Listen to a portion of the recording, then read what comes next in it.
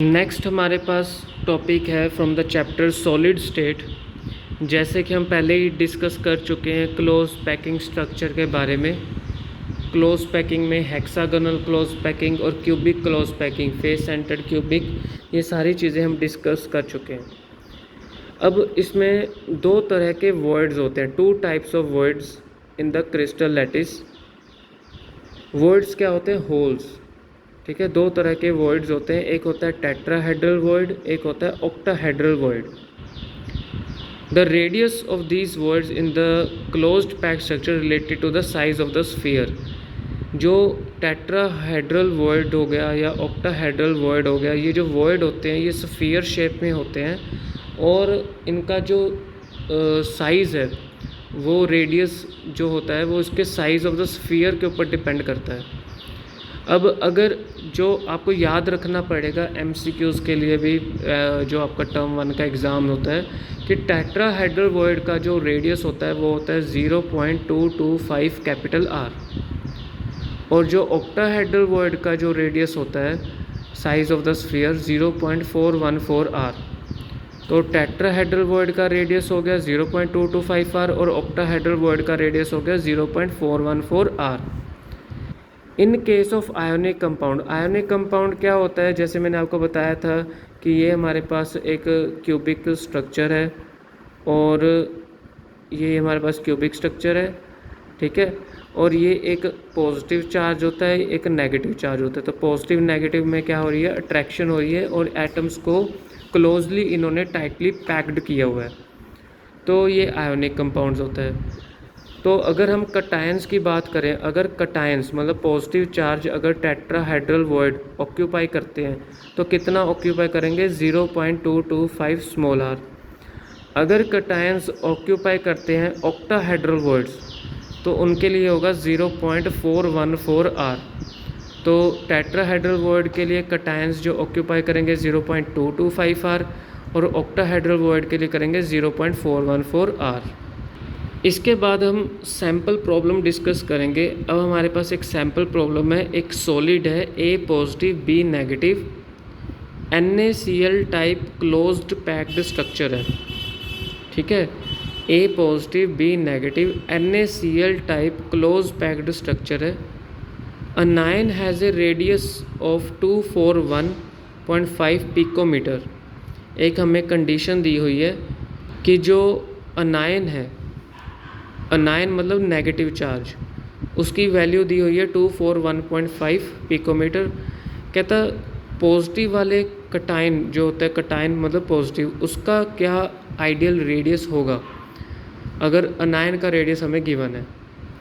तो पहले हम करेंगे ऑक्टाहेड्रल वॉइड के लिए। ऑक्टाहेड्रल वॉइड के लिए फॉर्मूला क्या होता है? R positive 0.414 R negative. ये फॉर्मूला हमने किया है 0.414 आर, ये क्या है? नेगेटिव। तो आर नेगेटिव हमें गिवन है, उसकी वैल्यू क्या है? 241.5। वैल्यू हमने सब्सटीट्यूट कर देनी है तो हमारे पास पॉजिटिव का आंसर आ जाएगा 100 पिकोमीटर। लेकिन अगर हमने टेट्राहेड्रल वॉइड का करना है तो उसका फॉर्मूला होता है 0.225 आर नेगेटिव और आर नेगेटिव हमें गिवन है 241.5। तो हमारे पास टेट्राहेड्रल वॉइड के लिए पॉजिटिव में आ जाएगा 54.3 पिकोमीटर।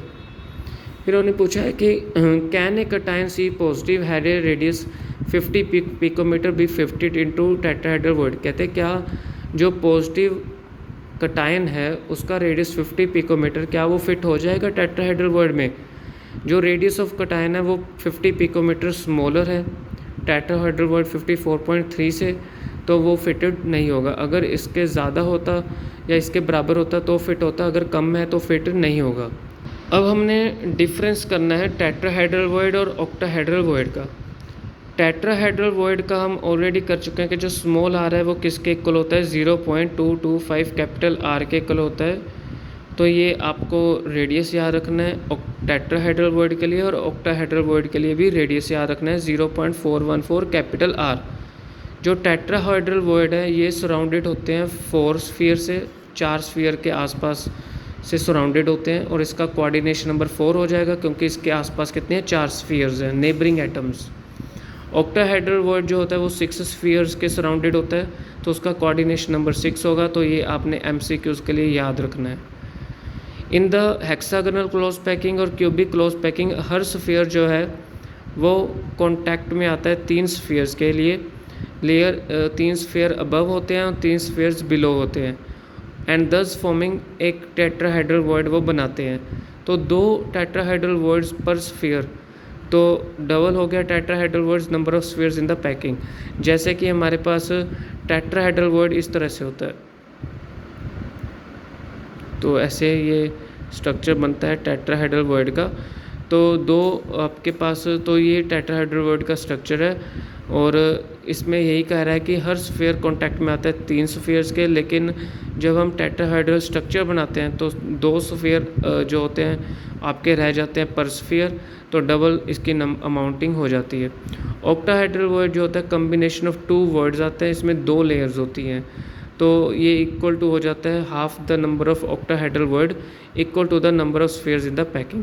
अब इस लाइन का मतलब क्या है मैं आगे समझाता हूँ।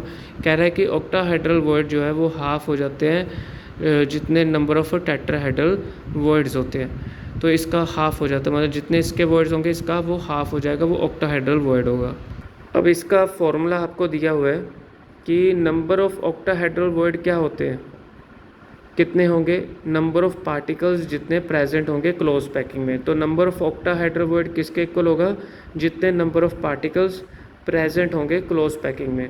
और नंबर ऑफ टेट्राहेड्रल वर्ड्स क्या होगा, 2 मल्टीप्लाई ऑक्टाहेड्रल वर्ड्स। अभी हमने पढ़ा था ऑक्टाहेड्रल वर्ड्स क्या होता है, 2 को यहाँ ले जो हाफ हो जाएगा नंबर ऑफ टेट्राहेड्रल वर्ड्स। तो ये फॉर्मूला आपने याद करना है MCQs के लिए कि ऑक्टाहेड्रल वर्ड्स क्या होते हैं, नंबर ऑफ पार्टिकल्स कितने प्रेजेंट है क्लोज पैकिंग में, और टेट्राहेड्रल वर्ड्स के क्या होंगे 2 multiply number of octahedral words. अब हमारे पास एक सैम्पल प्रॉब्लम दी हुई है। एक कंपाउंड है जो 2 एलिमेंट से बना हुआ है X and Y। Atoms of element जो Y है वो क्या बना रहा है, CCP स्ट्रक्चर, और जो एलिमेंट X है वो ऑक्यूपाई कर रहा है ऑल द ऑक्टाहेड्रल वर्ड्स। तो फॉर्मूला क्या होगा कंपाउंड का, तो हमारे पास 2 एलिमेंट्स है X एंड Y। जो एलिमेंट Y है वो क्यूबिक क्लोज पैकिंग स्ट्रक्चर की बात कर रहा है, जो एलिमेंट X है वो ऑक्टाहेड्रल वर्ड्स के सारे पार्टिकल्स ऑक्यूपाई कर रहा है। तो फॉर्मूला क्या होगा, सपोज जो एटम Y है वो क्यूबिक क्लोज पैकिंग की बात कर रहा है, तो क्यूबिक क्लोज पैकिंग में कितने नंबर ऑफ पार्टिकल्स होंगे, N होंगे। ऑक्टाहेड्रल वर्ड में कितने होंगे, हमने यहाँ पे फॉर्मूला पढ़ा था, ऑक्टाहेड्रल वर्ड क्या होता है, जितने नंबर ऑफ पार्टिकल्स होंगे क्लोज पैकिंग में। तो number of particles close packing में कितने हैं, N है। तो हम ऑक्टाहेड्रल वर्ड को भी क्या ले लेंगे, इक्वल्स टू N ले लेंगे। तो इन दोनों की रेशो निकालेंगे Y और X के, तो N रेशो N आ जाएगा, इट मीन्स 1 रेशो 1 आ जाएगा। तो फॉर्मूला क्या हो जाएगा, X मल्टीप्लाई Y, XY हो जाएगा। अब हमारे पास नेक्स्ट सैम्पल प्रॉब्लम है एटम्स ऑफ एलिमेंट B जो है वो HCP लैटिस बना रहा है। तो सपोज करो नंबर ऑफ एटम्स B जो है HCP लैटिस में कितने हैं, N है, और जो एलिमेंट A ऑक्यूपाई कर रहा है वो 2/3 ऑक्यूपाई कर रहा है टेट्राहेड्रल वर्ड्स का। तो नंबर ऑफ टेट्राहेड्रल वर्ड्स हमने अभी यहाँ किया था, क्या होता है 2 मल्टीप्लाई ऑक्टाहेड्रल वर्ड्स। तो टेट्राहेड्रल वर्ड क्या होता है, डबल हो जाता है ऑक्टाहेड्रल वर्ड्स के, तो 2 मल्टीप्लाई N हो गया। तो 2/3 उसने कह दिया कि टेट्राहेड्रल वर्ड्स ऑक्यूपाई करें। ये तो हमने फॉर्मूले के अकॉर्डिंग 2N लिखा है और फॉर्मूले के अकॉर्डिंग N लिखा है, जो स्टेटमेंट गिवन है उसके अकॉर्डिंग N और 2N लिखा है।